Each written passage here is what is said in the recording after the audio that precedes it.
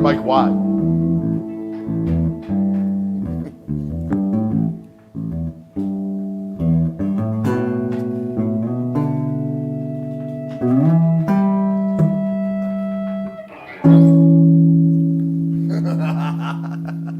Good morning, everybody, and welcome to the Reverend Guitar Circle R Ranch. I'm here live with Andy. Andy, say something. Noodles. Just noodles. You have noodles this early. Early morning, little 11 a.m. Friday morning noodles. A little ramen. We have in the studio with us today Andy's friend Jason. Jason, yell, hey! There you go. And John Zen's on the on the sounds, and Jeff Wynn on the cameras. Hello. Hi. Always good to see you, boys. Every day. We are here. We're here this week showing off all kinds of new stuff. We have new stuff to show off, and we've been teasing this for a little bit. But I'm just going to tell you right now, there's a couple of new artist guitars out there that are coming next month. So this is sort of like the precursor. This is the build-up. If I may be so bold, this is the build-up. Yeah, the 3-play. Yeah, more or less. Yeah, but this I'm going to start with this because I started with this. But this is the brand new Mark II Watt Plower, Mike Watt's signature bass, and we did some stuff to sort of refine this thing once again. Mike wanted to try one with a maple board, which is unusual for a set neck instrument, very unusual for a set neck bass. And so this is same pickup arrangement as the Watt Power Mark II, which is these 3 P-blade pickups. You know about this? Nope. Do tell. All right, you're going to like this. So check this out. Position 1 is these 2 pickups. And position 2 is these 2, the more traditional P, if you will. And then position 3, we isolate this Reverend Humbucker all by itself. And the Watt Bucker, I believe we refer to that as. Thump Bucker. Thump Bucker. Thanks for Joe Naylor for that. And so this does, the difference between position 1 and position 2 on the 3-way switch just basically changes the fundamental tone of the low strings. Of the E and the A, because this remains constant, right? The middle pickup remains constant. So when you're Watt and you're doing...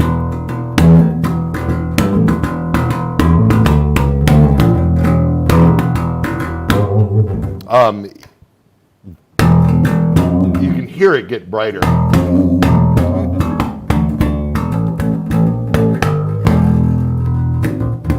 And then he likes to go into these like... solo flights and stuff, especially on the MSSV. Check out the MSSV session here on the Reverend YouTube somewhere. But when he gets up into the higher registers, this humbucker really does this open.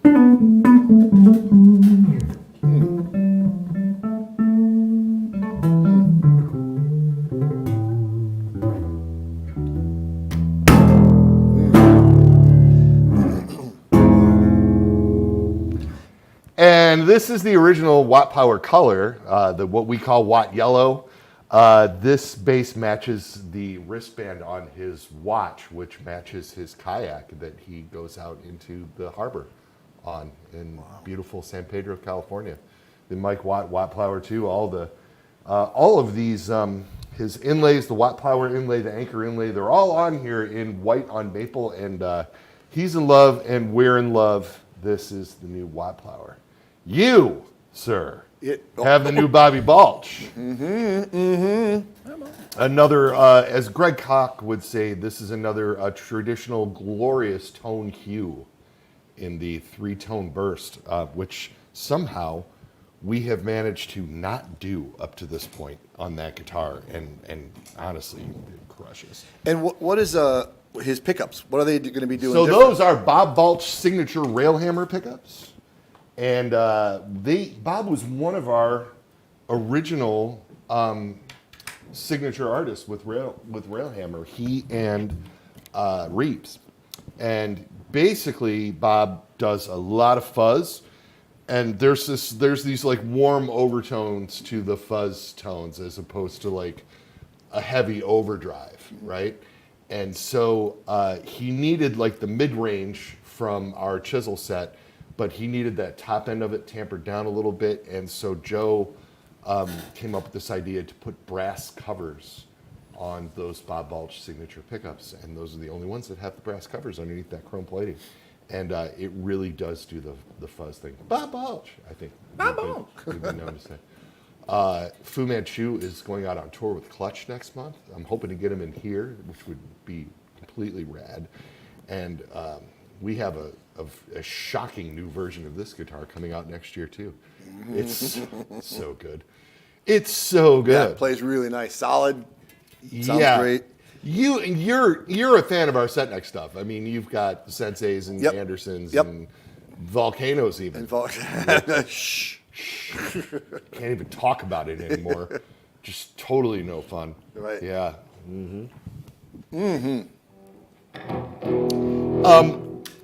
Those pickups sound incredible clean too. If you wanna, if you wanna show that off a tad, because they really do a thing.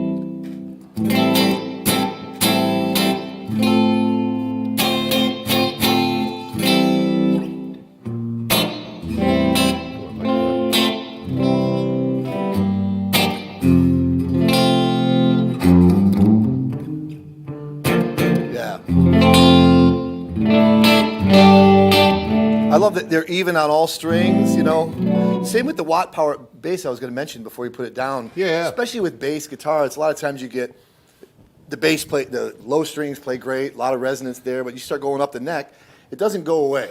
It's always there. It's always just that there's no dips. You know? It's cool that you mentioned that because I mean that was the thing. That was the thing that Mike was looking for. Yes. And that was the challenge that he issued to Naylor. You know, when we talked about doing that bass initially, the whole he was like, oh, people have tried to do this, and usually people just hand me a bass and say, hey, I want to put your name on this, and I'm always like, it's not my thing. And I was like, Mike, let's try to make your thing. Like, let's give it a real hard effort to get that done, and that was the key. Was having that consistency all the way up the neck because he plays the entire bass. Right. All the time he plays the entire bass. And in the studio, it's funny because if you have a bass that doesn't do that, a lot of times you have to change the song. You have to tell the bass player, you got to play something different because unless you can find a bass that keeps it there, it'll dip out. It's like the bottom dropped out, or you got to maybe change that part to make it so the bottom doesn't drop out. But with something like that, it's always gonna be there. It's impressive, and the amount of steel on that bridge. Yeah.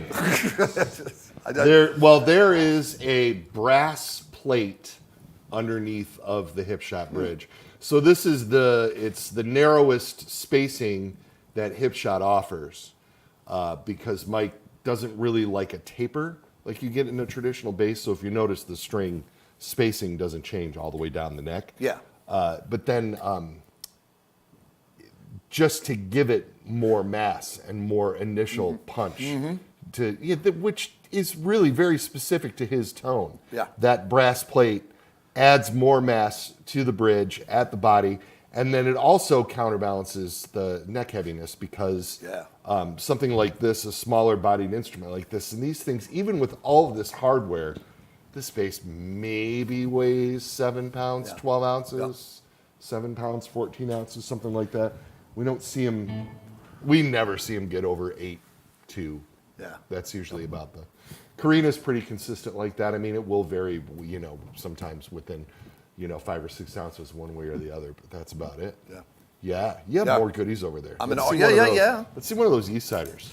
Let's do it. Yeah, or else we're going to be here all day. Man, do we have stuff to go through. While he's switching guitars to tune it up, look, everybody, it's the Sentinel bass. The Sentinel bass is back. Fine. Oh, John Stokes. This has been highly, my not making this bass anymore was highly contested by the bass community. During the pandemic era, of course, Reverend was so rockin' busy, it was just ridiculous. And we went back ordered long on some of our really popular models like the Eastsiders and the Double Agents and our our best-selling basses, like the Watt Power and the Decision bass and the Triad bass, we had to leave a couple things behind just in order to fulfill all the back orders that we had back there. So we quit making the Sentinel, and I have fueled a lot of complaints about that over the last 3 years. So it was first on the list of things that we got rid of during the pandemic to bring back. And there's a couple other things that we're talking about. Joe and I are talking about around here too. But the Sentinel bass is kind of cool. This was Joe's concept to do a standard bass that approaches some of the tones in the Watt Power, but on the Sentinel, he just did it with capacitors in the control plate, which is a different vibe. So Mike is playing really, really loud and straight into an amp, and he really hears all of the differences in all of those pickups. This gets a little bit close to those tones, but doesn't quite mimic it. But you can hear how chimey it is in the open position, position 1, if you will, with the controls all the way up. A lot of definition. And then you get into the middle position, and it mutes the bottom just slightly. And mutes is probably not the word, but it adjusts the lower mids on the bottom of the guitar.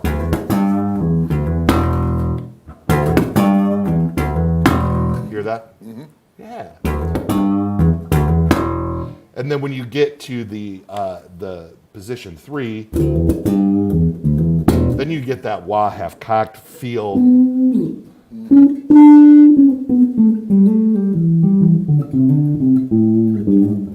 Bass players will tell you that you have no business playing up here, but I'm a guitar player, so I can do what I want.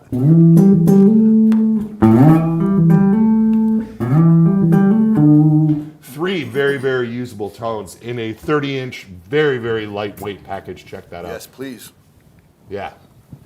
Very piano-y. You have on that. Now, I'm a pick bass player myself. All right. Well, yeah.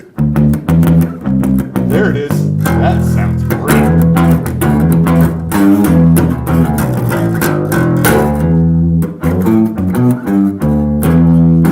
Oh, yeah.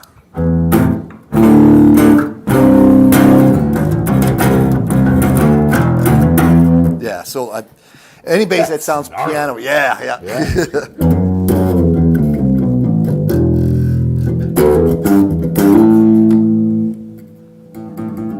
You said middle. Middle is. Yeah, imagine the switching on the Watt Power. So it, like I said, it changes some mid-range on the low, in that you feel more in the low end than you do on the high end. Gotcha.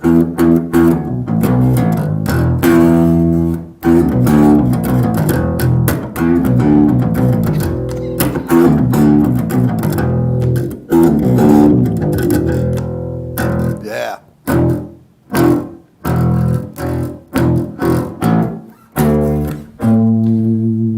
How much bass do you end up recording in your studio?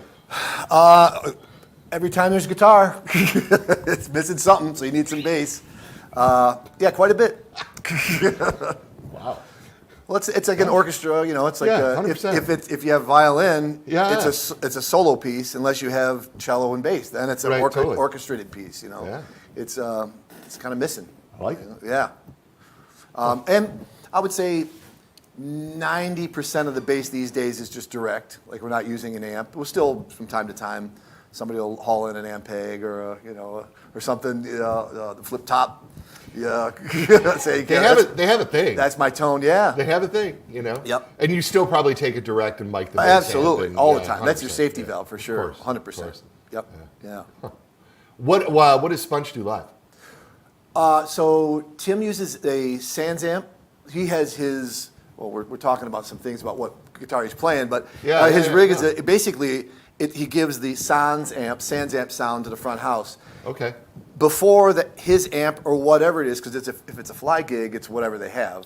So the thing that's great about that is if that amp blows up or if it's not enough on stage, all the tones coming from that Sans amp. Yeah. And he's got a little older one that even in newer ones do not sound like it. It's something about the electronics in his pedal is special. Like there's something going on. You could buy a new one that's supposed to be the same. It's not. Something's wrong with his. So it sounds amazing. Yeah. Nice. Yeah. Before we move on, hey Jeff, Yeah, baby. can you hand me these other colors? I want to show them off before we get back into guitar land here. The Decision bass was brought to you in transparent cherry. Sentinel. That is a Sentinel. I haven't had enough coffee yesterday. It all started when I quit drinking every day. And then tough, I man. really, yeah, I know, it is. tough. It's kind of a bummer. The Sentinel bass, yeah, the transparent cherry is a new color for us, brought to us by Mr. Pete Anderson, who wanted it on his East Sider custom instrument. And then we've decided to throw it on a few things around the line because Pete is always gracious about that. And then you can't argue with Midnight Black. And the reason why you can't argue with Midnight Black is because I had 2 Midnight Black Sentinels on back order for 3 years with the dealer. Wow. And we shipped them already. I'm pretty excited about that. For them, yeah. Yes, Jeff. And why don't you What else would you like? why don't you hand me that gristle? Sure. Yes. What do you got? What do you have? So Andy is holding one of his regular rigs. I want to ask you about this on the East Sider. Yeah. This is a setup question. Yeah. So my East Sider. Yeah. This is maybe somebody else has this question. Yeah. The bar is pretty nice and stiff. I like this, right? Stiff, Where yeah. you leave it, it stays. Mine is just. So there is, if you see this little Allen set screw right there? Not anymore. I can't see that anymore. Let me borrow those. When you put on Yes, I see it now. bifocals, Yes, I see you it now. can see that will adjust the tension of that nylon sleeve that is holding the arm in place. Golden. Yes. And there's also, for those of you who are not in the know on the Wilkinson trim, there's a set screw that sticks up in the bottom of the hole. Mm-hmm. And so if you'll notice on the bottom of the arm, there's a hole there, and it's threaded inside the arm. So you can push that all the way down and screw it in, and lower it lower than that if you would like to. Yeah. Inside info. more Yeah, you know. that's brilliant. Yeah, because It's just the truth. yeah. And that Wilkinson VS50 is a great unit, and I'm always shocked that more companies don't use it, and I'm very glad that they don't.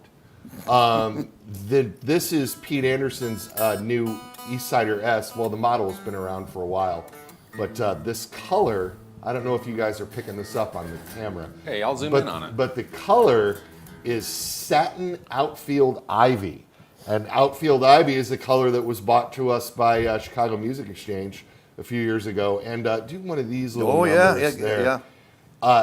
This green just crushes on this guitar. And don't you think it looks awesome? I think it's one of the best looking versions of that guitar we've ever made. And I love that guitar. It's different colors every different light. Yeah. It's like it's green. I see the green here. It's black. When I picked it up, that's black, right? Right now. It's like that blue dress. Remember that Facebook? Is it blue? Is it green? It's white and gold all day. The blue dress. Oh, that's it. They're going to start fighting in the thread. Yeah. No. Yeah.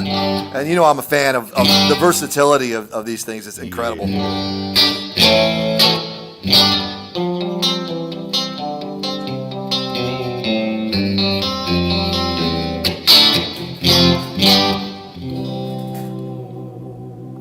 Yeah. Gorgeous. Yeah. Same push pull. Yep. The push pull adds the neck.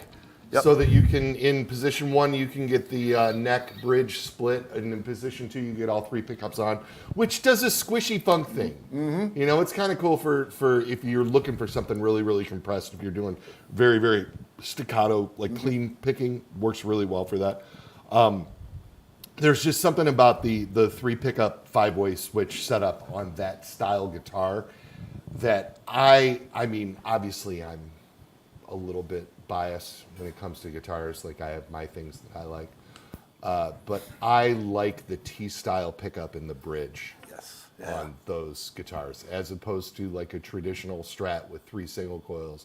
I always find that when I'm playing a traditional Strat, that I use positions 2 through 5, and very rarely go to the bridge by itself, because the bridge by itself sounds like it's a different guitar. Mm-hmm. To me, especially on vintage stuff. I've got like a 76 that I used to play around with a lot, which didn't even have a 5-way switch. Yep. Very, very cool guitars, obviously. Legendary. Yep. He had created an industry and a tone, if you will. Yeah. There's a couple people that are famous for playing those, like Guitar Guy or something. I don't know. I mean, I don't want to go back too far, but I think Billy Corgan started on one of those. Right. Right? Yeah. I think you're correct. Anyway, why did that happen? Do you know why that happened? So Anderson, Pete Anderson, was a big Esquire guy. And then as time went on, he worked with a company that makes a similar instrument to this that also bears his last name, which is weird. Right on. But they did a trem version of the Tele with the 3 pickups on it, and that bridge pickup really is a thing. You can get all that traditional kind of sound. It's a little squishy, and the guitar is a little more resonant than a traditional Tele because we're routed for the trem, obviously, which makes the guitar more resonant. We're routed underneath of the additional pickup in the thing. And then on Pete's Eastsider model, Joe goes all in on the routing behind this. So I think you and I may have talked about this the last time we were here, but it's worth bringing up to me. So Joe and I are big guitar fans. I'm talking to Jason now. We're huge fans, man. And I've always liked Fender stuff. I mean, I grew up on that. My first guitar was a 68 Tele that I played through a 65 Twin, which is right over here. That was like my first rig, and I kept trying to play Slayer, and it didn't work. So I had to teach myself how to play a little different, right? And I had a bunch of American Standard stuff in the early 90s before Joe came along and ruined me. And my favorite sounding Strats, and I don't want to hear it from you Fender Forum guys, I'm just going to say it. My favorite ones are the American Standards from the late 80s through the mid 90s because they all had swimming pool routes. And Joe and I would mess around with these guitars, and we always found those guitars to be crazy resonant and the best sounding version of that to our ears, you know, especially for somebody like me that's always trying to do the Knopfler thing because he's still my favorite. Just love those swimming pool route guitars from the 90s. So when we started putting these guitars together with Pete Anderson, Pete was like, I'm looking for something that really resonates like crazy. And it just clicked with Joe. So right inside the neck pocket, there's a deep route that goes almost all the way to the back of the guitar. And then there's a swimming pool underneath of that. And it's also routed here. And so when you hit chords on that, the guitar just resonates in your hand like that, you know? And it makes them really sound great in both the S style and the T style. It crushes. And there's a T style over there too. You don't really have to plug it in, but you can hold it up for everybody. Yeah. Look at Andy guitar model. Isn't it great? Valentine, what's his name? Valentine? No, we were just talking Michelangelo? about Michelangelo. Yeah, man. Yeah. Yeah. Gorgeous. Yeah. That God, look at the neck on that too. Every time we do every time we do another version of that guitar, I'm like, oh, go one. Oh, another one. I know, and I have You have. I have 3 East Sider S's that I have kept for myself over the years. The black one, which is just Beat to Tears, that I've been gigging with Polka Floyd now for 14 years. And it got broken in shipping. And then it got broken by an airline at one point when I was traveling with it. And it's been tossed from many a stage. I love that guitar. It's the best. But I kept one of those root beer sparkle ones that we did for Tone Shop, which is beautiful. And then I also somehow managed to acquire one of the Oceanside green ones that we did for Merchant City Music in Scotland. How'd you do that? You know what? You know a guy, huh? In Scotland? Somebody forgot to ship it to him. And it hung around in inventory on our shelves for like a year. And then I was looking at it one day and it looked lonely. Sure. So I took it home. Yeah. Yeah. My son and I rip on that at home all the time. That's the banger. Yeah, I love that. You know what I've done? My favorite thing on these is, and same thing, in the 90s I was a very stratty guy, you know. Yeah. And I've said this before, I love position 2, right, for clean stuff. But I always found, like, I always said, God, I wish you had a knob to mix the two, right? Just lowering this guy to I actually go almost all the way down, and it just starts to add that exact spank that you need without too much on that second position. I just love it, you know. And you use a pretty high output bridge pickup Right. in the one that you play in Sponge. Yes. So what's in your personal? In the bridge, Yeah. it is the tone bucker, the Oh, the Telbucker. Telbucker, Yeah, the yes. Pete Anderson Yeah. Telbucker from the Yeah. Custom. And it's been raging lately. Yeah. Yeah, I've been, yeah. That pickup sounds really good in this platform. Yeah. It sounds great in the Setneck platform that we designed it for. Yep. But it absolutely rips in that for sure. I have a single pickup version of this guitar that we put together that I have one of those pickups in that just sounds awesome. Yeah. Which could lead to something. I wonder what I'm talking about. Probably nothing. Oh yeah! Don't forget to like and subscribe. Smash everyone. that like button. Smash that like button. Yeah, I remembered to say something. Put a sign up for you, man. They put a sign up for me. I'm just going to keep holding this and not talk about it. Meanwhile, everybody's probably like, "What the hell do you have there?" For those of you who don't know, we are big fans of the Gristle around here, and this is the Gristle Master in Venetian Gold, folks. A rare metallic entry into the Gristle Master line, if not the first. Let's see, there's Blucifer, of course, which is Blucifer. And then there was the Pow Yellow and the Wow Red.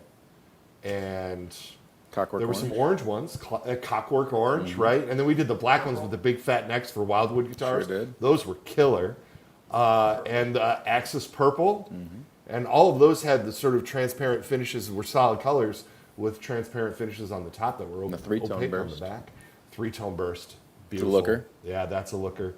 So I think this is the first metallic entry, and I this color is on the P90 version, and so Greg was down with it. And, Sure is a handsome one. It is. It's a handsome one. And as Greg said when he first saw it, gold, like the scrolls foretold. Yes. Yeah. Because of course he did. Because he's Greg. These are this. There's a little chamber going on over here, but that's basically just a smuggle shot across the border.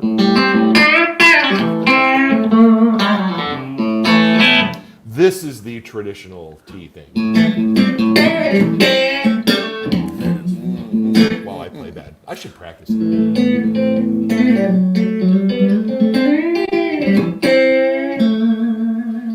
I'm not even. I can't play like Greg, so I'm not. It's that Ken riff, baby. Oh yeah. Well, wait, the Ken riff is. There it is. Is that your sound check riff? More or less. Okay. Yeah. That says I just picked up a guitar riff. Yeah. Yeah. And then I've got in like 2 of my 3 bands, I have solos that are based on that. Yeah.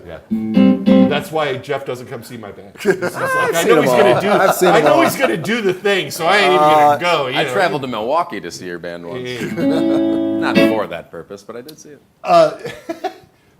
Greg's Fishman Fluent set. I mean, so they're noiseless-ish. They're still.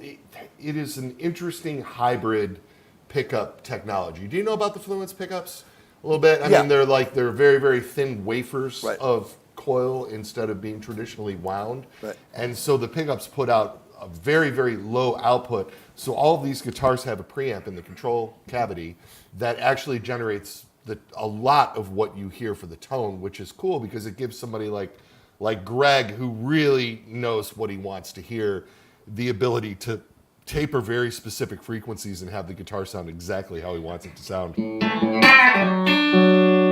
I can't get over that bridge thing, but you can put some fire on it.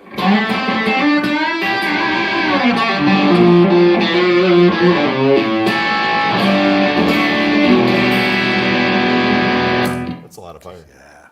Right? But, I mean... That's it. Right. Yeah. I mean, it's not the traditional sort of single coil thing that you get.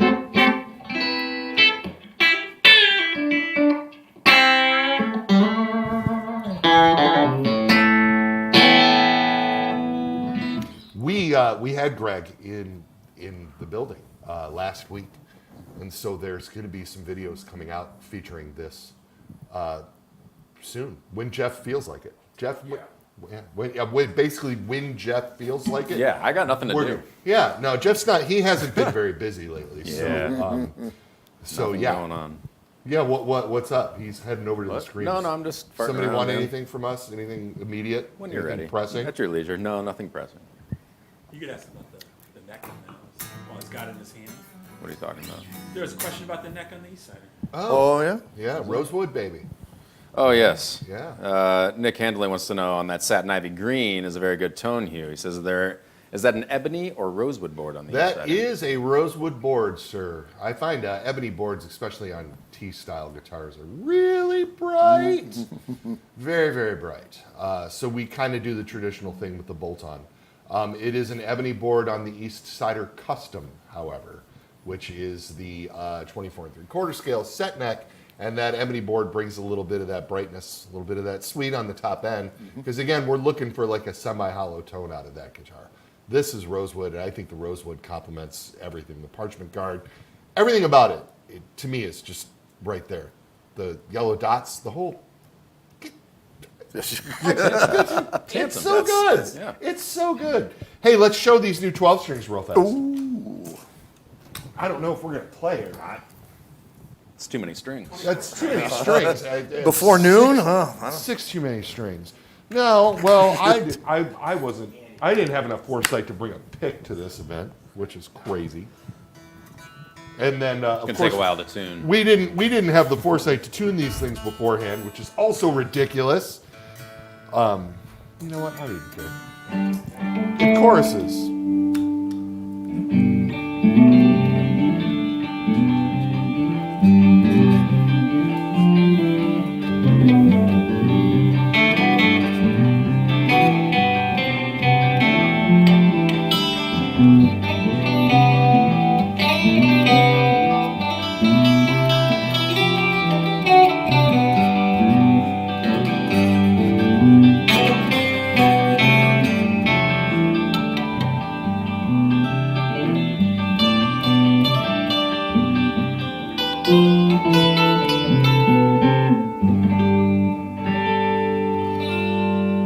Or Jimmy Page chord there for you.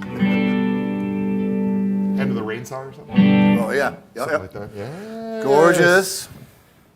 You know, we sell a lot of 12 strings here at Reverend Guitars, lots, because Naylor designed these as 12 strings, and they are hands down the best 12 string on the market today. Fight me. Tell him, Ken. True. Yeah, yeah. Chronic blue with the deep sea blue pickguard, metallic alpine with the army green pickguard. These are the new fantastic tone hues for the Airwave 12. Gorgeous. Here in 2024. Can you dig it? I can dig it. Yeah. I can dig it. What's your go-to 12 string song? I don't have an electric 12 string. What? Not yet. What? I have an Ibanez. My first acoustic guitar was a 12 string. I love it. And I bought an Ibanez because it was the same price as the 6 string. And I like, well, I'll just get. It's got more strings. It's gotta be better. And I got Gotta it home. be better. It's gotta be better. be I better, was 100%. 16 years old. I'm like, all right, so yeah. Yeah. But no, I don't have an electric one. Oh, that's gorgeous.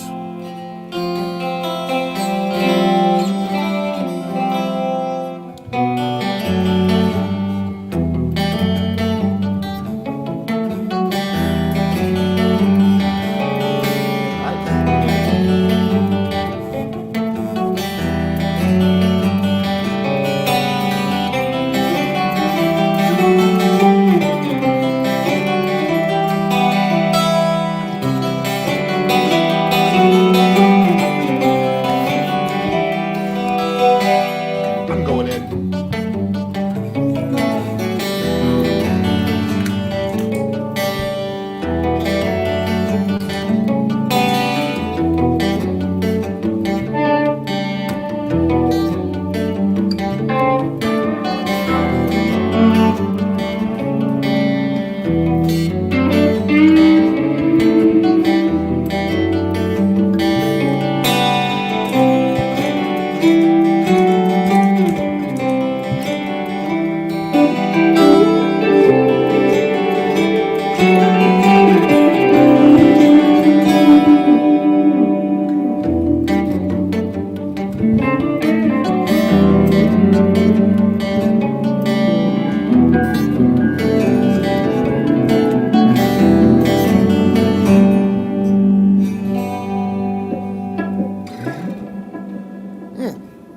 I don't know what happened. Oh, we're live, aren't we? Maybe I should quit messing around.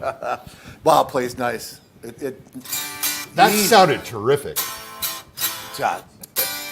it makes such a difference. And, you know, every reverend, I told this many, many times at the little event we did. It's like the thing I love the most is that everyone you pick up, it's easy to play. It feels right. It's not, that one's like right off the shelf. They all play great. And you know, attribute it to whoever it is setting them up, or the manufacturer, or the design. It's all of it. It's all of it. It's got to be all of it. It's all of it. Because you know, 100%. yeah. Yep. Yep. Yeah, I mean, the guys that work here at the shop do incredible work. All of them. Even John Zenz. Yeah! Gun show? We got any J's? Yeah, well, look at this. John Zenz right there. Wow, look at that. Gotta love it. Yeah, and it does. It starts with Joe, and then it flows right through. The shop that makes these guitars has been building guitars for generations, and their years of experience show through. Yep. And then, of course, we get the stuff here and we dial them all in so that they're 100% ready to go when they go out. Yep. I think the 12-string itself is really special because a shitty 12-string will turn you off to playing 12-string forever. You know, I mean, and most electric 12s are challenging. Yes. Yeah. And this guitar just plays itself. And the Godot bridge allows intonation, and the neck is very 5-piece, very, very stable neck. It's a 5-piece walnut and Carina neck underneath of that finish. 12 locking tuners on the body. It's got a solid spruce top on chambered Carina, which gives it that sort of acoustic zing, which helps with the note-to-note, you know, chord definition, so that complicated chords don't, you know, get buried in there. I mean, what you were playing sounded great. The palmated thing sounded really cool. Yeah. I mean, that was awesome. Very, very cool. Yeah. I love it. Last but not least, least but not last. Oh. Yeah, but I got to talk. This is the latest limited edition double agent, folks. This complements the last was the double agent OG in Mulberry Mist with the medieval red pickguard, and this is a double agent W in Venetian gold with the root beer pickguard. There are 60 of them. They are officially, all of these guitars that we are talking about here today, all officially hit the market today, Friday, August 23rd, 2024. And there's 60 of them, and when they're gone, they're gone. It's perfect, isn't it? It is. Yeah. We started doing these sort of limited edition guitars. We've done 3 double agents this year, and it started with the pearl white with the Bigsby and the gold pickguard with the R logo on it that our friend Jason has. Love it. Brought it with him today. We were just playing around with it. So this is the latest installment, everybody, the gold double agent W. As we know, the double agent is our best-selling model.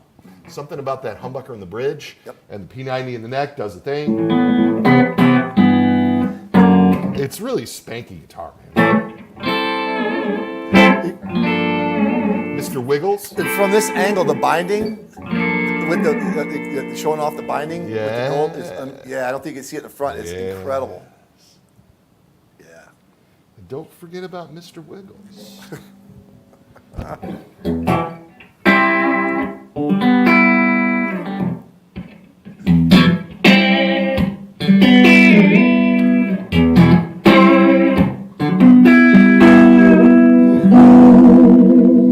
Bass contour gets you into single coil territory.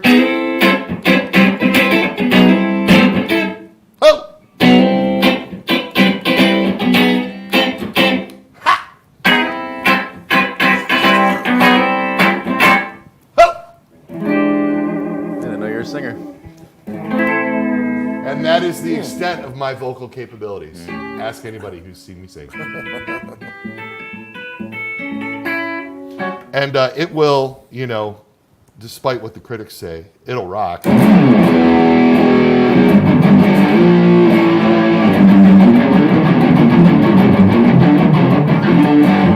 Heard that this morning. And it will also cat. That's it. Cut. Cut. Is that it? That's it? You hate me now? Sorry. Thanks, Brian, for the cat pedal. Brian for Bees Music, everybody, with his silly cat. Let's talk about the cat pedal. This is where the cat pedal really shines, in my opinion.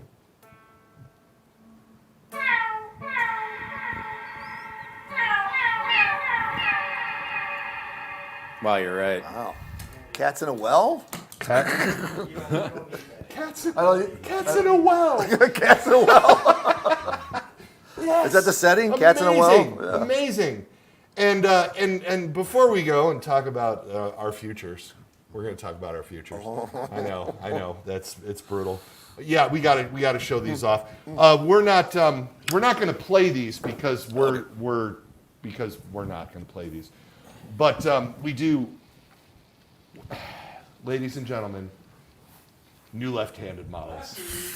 Finally, a left-handed descent baritone hardtail, army green with the Venetian gold pickguard. Play it. I think we should try. I really think we should try. I don't think they're set up, so. What make a difference? Yeah. Well, it won't make any Might sound difference, better. that's for sure. Hey. But the left-handed descent has been much requested, and the new colorway was much requested. This is a Charger 290 in periwinkle with the rosewood board, and there it is, everybody. It's this Billy Corgan Z1 left-handed metallic silver frieze.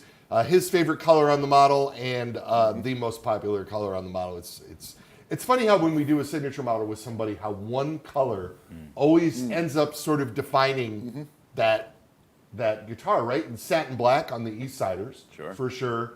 The pearl white on the first Billy Corgan. The metallic silver frieze on the Z1s. Blucifer on Greg's model. Reeves, of course, the transparent orange on the RG model, top. and the metallic red on the Space Hawk. It's like there's some colors really just sort of rise to the top, and so like the second color will change, but we always keep that main one. And so obviously when we go with the left-handed version, we want to do the main thing, right? So when we go to do the Z1 model, we have to adjust the pickups and do the whole 9 yards to get all this stuff right. So this thing is 100% ready to go. It is tempered and ready for you. Yes. Y'all done with those? Lefties. Yes. All right. So now we're gonna get. They're already. I can feel them furiously typing. When are you gonna do this left-handed? When are you gonna do this left-handed? Those are the questions that we're gonna get. 100%. Does any of the guys play left-handed in the setup? Not that it matters. Anybody? Yeah. That is a good question. I tend to I don't play think it. so. Yeah. Hendrix style. Hendrix style. Yeah. Hendrix yeah. style. Yeah. Yeah. Do we have any questions before we let everybody get on with We their sure do. Friday? We do. I was Love questions. attacked and called out by Sassy Cat. Oh. Just an all-out assault on my character. Oh no. Says, I want to know more about Greg Koch's new guitar, but Jeff won't ask Ken for me. Wow. Yeah. That was a Greg's- sassy comment yeah. by Sassy Cat. There's rumor has it that there's something coming from Greg. Rumor has it. See, that's the response I knew that they were going to get. So, like, I was really protecting Sassy Cat here. Yeah, rumor has But it. you know what? Doesn't get around that way. So, Greg is out furiously touring with the Koch Marshall Trio, and if you really want to know what is going on with Greg, you should go see him play live. That's a good point. Because you know what he does? We're like, hey, we're going to do this model in the fall. And then he's like, cool, I'm going to play it on my live stream and play it on every show between now and then so that people constantly harass you. And you want to know what? You know how amazing it is to work with that level of an artist and then have them be that excited about what you're doing with them that they can't wait. Right. No, I got to take it out now. No, I can't. Now that they can't hold on to it. And so I take that as a compliment. I think it's amazing. Yep. But I still can't do anything here because I don't have them to sell. And so I will very soon. And as soon as we do, you'll get all the details, I promise. Sure will. Jay Knudsen. Hey, Jay, how are you, asked, sir? What Hi, happened to Jay. the PA1?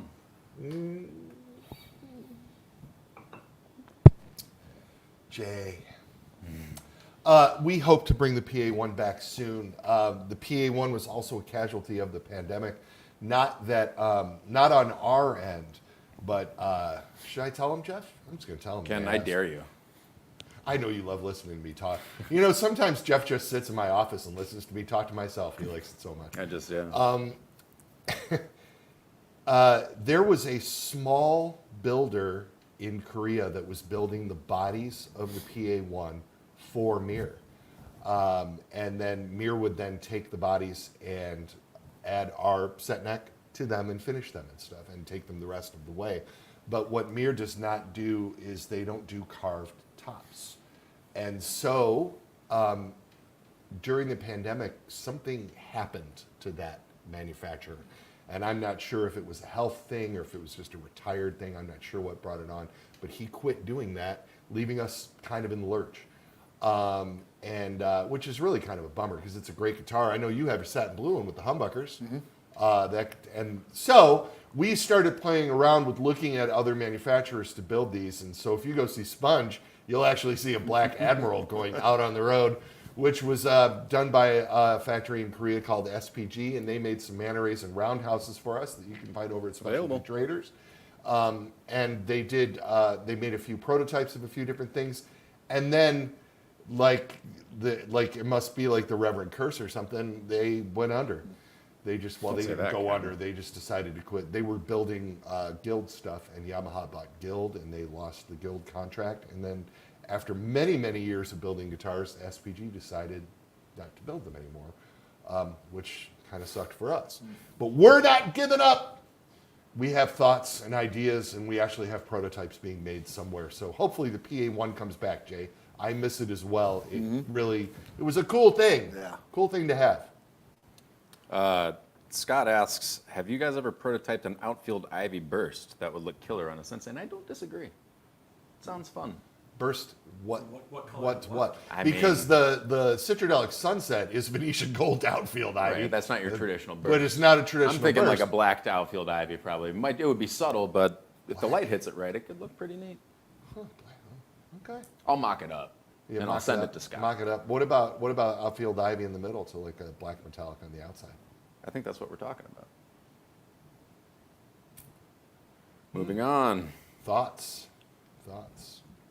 I like it. We think faster than Jeff reads. I can't read. Jeff. Some people are asking where they might get their hands on that double agent that you're holding there. I would check with any of our high volume dealers. Should have gotten these. People like Meow Boy here, Bees Music, and Rock City, Livonia, Sweetwater. We shipped them. They're out there in the world. An easy way to see where they might be in stock is to go to reverb.com. True. Because the guys usually list them. Our dealers usually pop them up there on Reverb, and then if you're if you live in that area, then you can just bounce over there and put one in your hands. But yeah, they're out there in the world, folks. It's so cool. I'm glad you dig it. I dig it. It's been dug.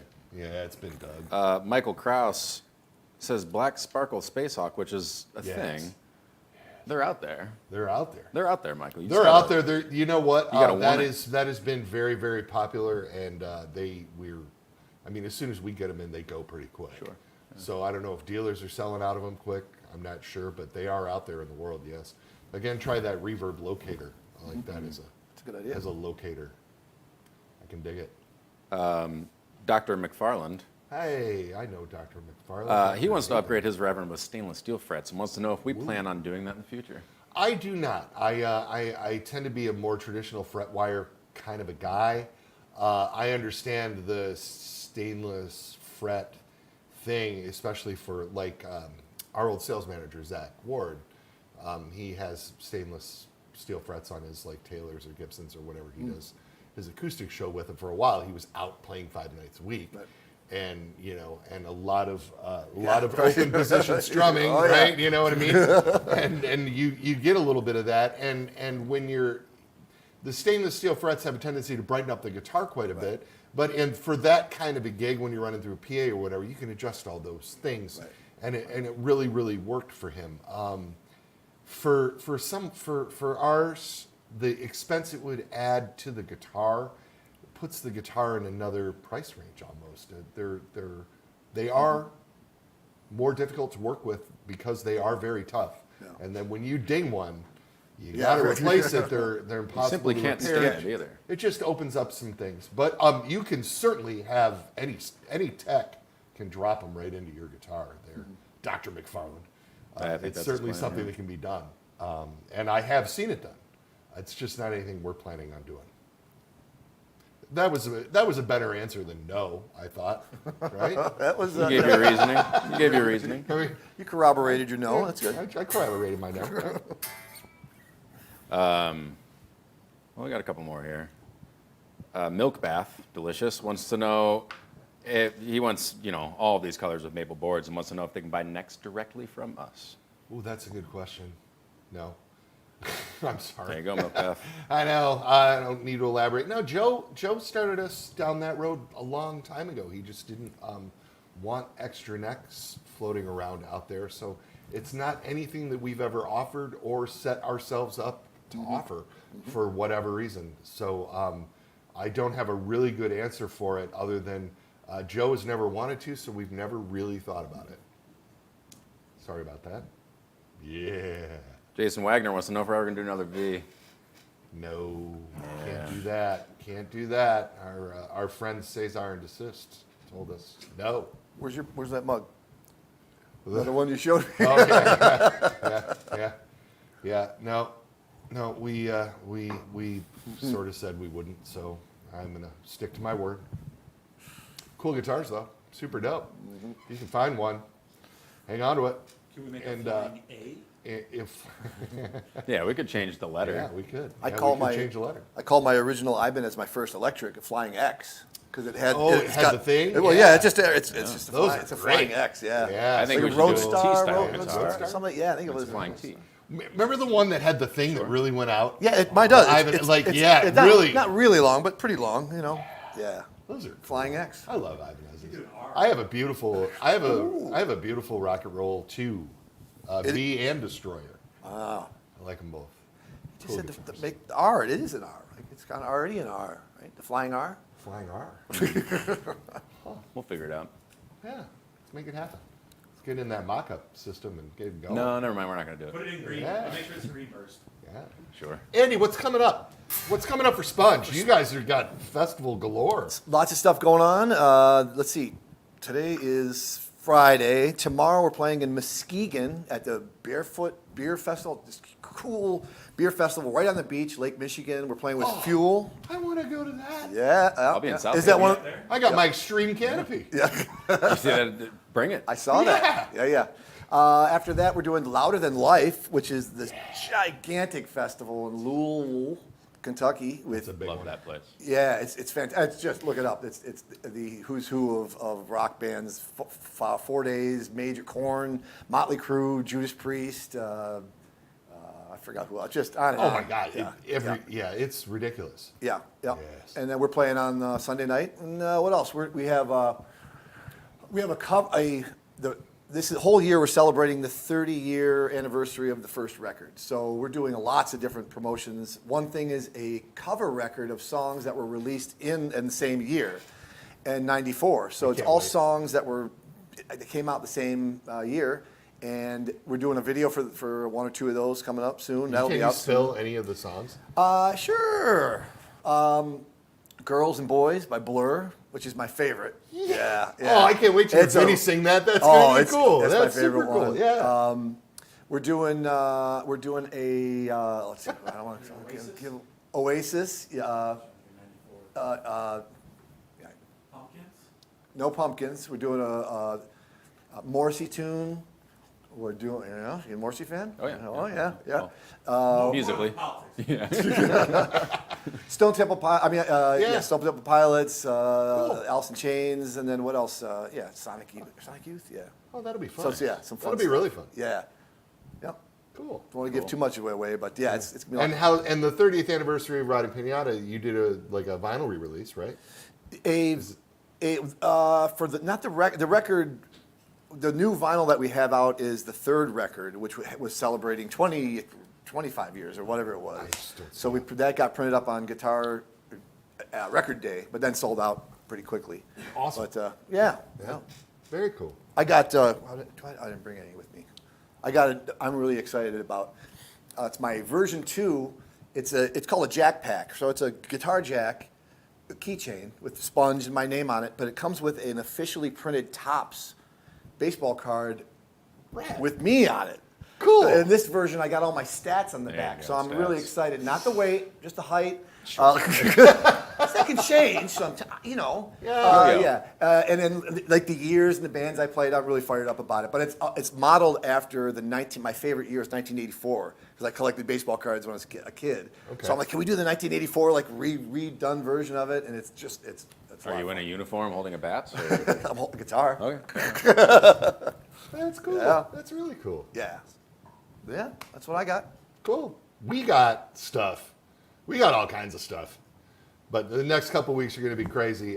Next week, Patrick Flores is going to be here from Eventide.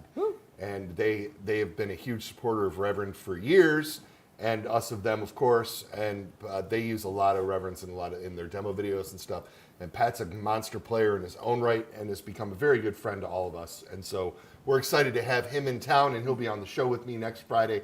And then in 2 weeks, on this very show, I'm going to have Ryan and Chris from Hot Mulligan. Oh, yeah. I'm pretty excited about that. So Hot Mulligan is coming.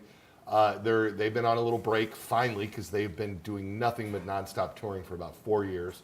They took a 6-week break, and they are getting back together to come here. Well, it's south of here. People know, like, Ohio's a huge state. Michigan's a huge state.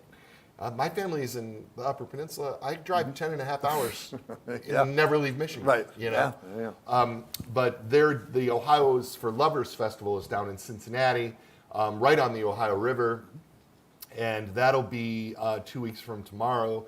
And it's a big festival that's put on by Hawthorne Heights, who are Reverend endorsers. Devil Wears Prada will be there. Jeremy's a Reverend guy. Hot Mulligan is is the headliner. And, of course, Ryan and Chris have been Reverend guys since way back, and we launched Chris's signature model this year, which I don't know if that means that something is coming for Ryan at some point. It might mean that. I don't know. I don't know what goes on around here. But we're going to have Chris and Ryan in the studio to talk about it, and they're also going to play in here, which is very exciting for us. Oh, nice. So, Playing like the... they're going to do the sessions the day before. Sweet. A week from Thursday. So, and if you guys haven't, while you're liking and subscribing, check out Sponge in This Room. It's on our YouTube channel. They were fucking awesome. It was a blast. Awesome. Yeah. That's awesome. You ready to go? Sure. You know, I don't know what. I don't know. Do I know?